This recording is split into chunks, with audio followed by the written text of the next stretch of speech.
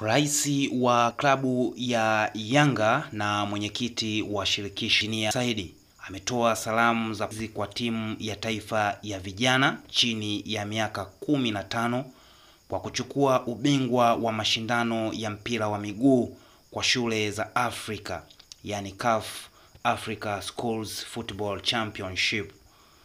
Kulingana na taarifa tulizozipata hivi sasa, timu ya taifa ya vijana chini ya miaka 15 wameshinda ubingwa wa mashindano hayo kwa mara ya pili mfululizo, jambo ambalo huenda likainua vipaji katika soka nchini Tanzania.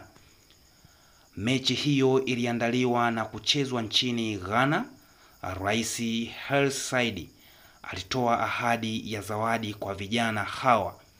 Kulingana na taarifa zilizopita hivi sasa, zawadi hiyo itakabidhiwa na mtendaji mkuu wa klabu ya Yanga kwa maana ya Andrew Ntine baada ya timu hiyo kurejea nchini Tanzania. Taarifa ilichapishwa kwenye ukurasa rasmi wa klabu ya Yanga ikimwonyesha rais wa klabu hiyo na mwenyekiti wa vilabu vyote barani Afrika, Engineer Hersi Said, ikisema rais wa klabu yetu na mwenyekiti wa shirikisho la vilabu Afrika ACA, Engineer Hersi Said, akiwapa pongezi timu ya taifa ya vijana chini ya miaka 15 kwa kuwa mabingwa wa mashindano ya mpira wa miguu wa shule za Afrika, yani CAF African Schools Football Championship kwa mara ya pili mfululizo nchini Ghana. Lakini waliendelea kwa kusema aidha, rais wetu alitoa ahadi ya zawadi kwa vijana hawa ambayo itakabidhiwa na mtendaji mkuu wa klabu yetu baada tu ya kurejea nchini. Tunaona ni jinsi gani ambavyo Engineer Hersi Said, rais wa klabu ya Yanga, lakini hapa alitumia kama kiongozi wa michezo ambaye Afrika inamtambua, kwenda kuwaona vijana ambao pia ni vijana kutoka nchini kwake na kuweza kuwa motivate na kuwapongeza kwa kile ambacho wamekifanya. Ni kweli wanastahili pongezi kwa kile ambacho wamekifanya. Sasa lawama zimekuwa ni nyingi kutoka vilabu vikubwa tu. Kwa mfano klabu ya Simba imekuwa ikilalamika kwamba wao hawajapongezwa kwa kuingia hatua ya nusu fainali, kwamba rais amewawekea kinyongo.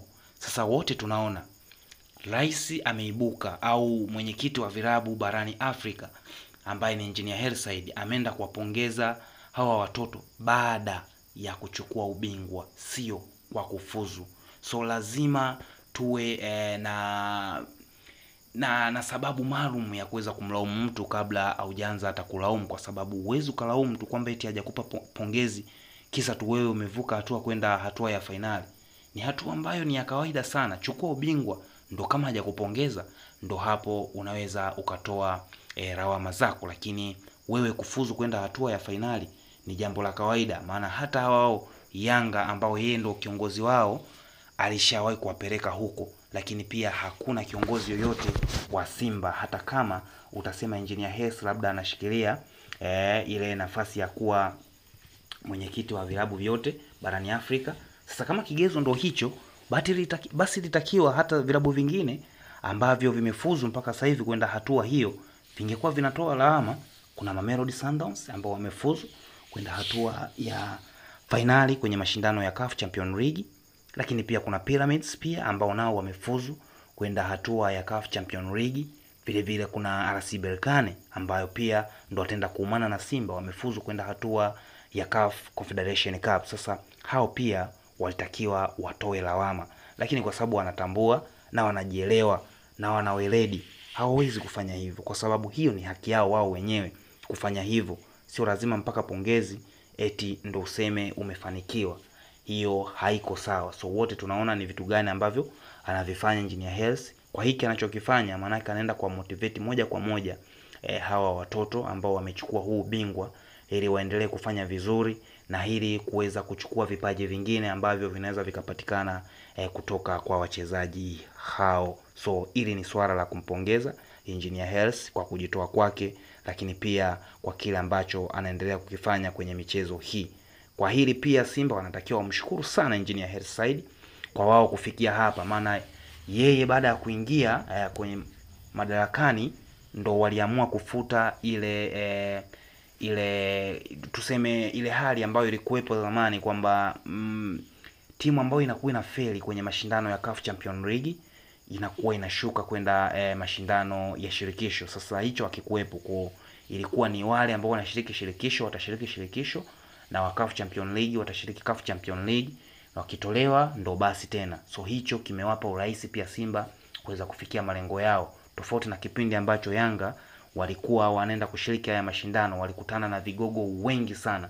Hapo katikati wakutana na kina TP Mazembe, walikutana na kina SM Alger, walikutana na timu nyingi sana ambazo vilikuwa vikwazo, lakini waliweza kutoboa. Lakini Simba wamekutana na timu za daraja lao lile lile ambalo walikuwa wote nafasi moja. So lazima wamshukuru pia Engineer Hersi zaidi tu ya kwanza kulalamika kwamba hajawapongeza. Mimi naamini light wangekuwa sawa, wangekuwa basi wanamshukuru kwa kile ambacho alikifanya ili wao kuwarahisishia njia ya kuweza kufika fainali ambayo kwa mashindano haya toka yaanzishwe hawajawahi kufika. Ndio mara yao ya kwanza kufika kwenye haya mashindano ya CAF Confederation Cup, achana na yale ya washindi wa CAF ambayo wao walishiriki 1993, lakini haya ni mapya ambayo wao ndo mara yao ya kwanza kuweza kushiriki.